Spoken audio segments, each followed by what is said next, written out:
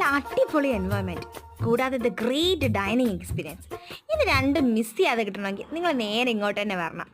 നല്ല അടിപൊളി ആംബിയൻസിലിരുന്ന് നല്ല ടേസ്റ്റുള്ള ഫുഡ് കഴിക്കുന്നത് ഒരു രസം തന്നെയാണ്. പക്ഷെ ഞങ്ങൾ വന്നപ്പോൾ അത്യാവശ്യം തിരക്കുണ്ടായിരുന്നു. എന്നാലും ഫുഡിന് നോ കോംപ്രമൈസ്. ഞങ്ങൾ എന്തായാലും ഓർഡർ ചെയ്തത് ചിക്കൻ ബിരിയാണി റൈസുമാണ്. കൂടെ ടിക്കയും ഓർഡർ ചെയ്തിട്ടുണ്ടായിരുന്നു. എൻ്റെ ലൈഫിൽ ഞാൻ കഴിച്ചിട്ടുള്ളതിൽ വെച്ച് ഏറ്റവും അടിപൊളി ദി ബെസ്റ്റ് ബിരിയാണി അവിടുത്തേതാണ്.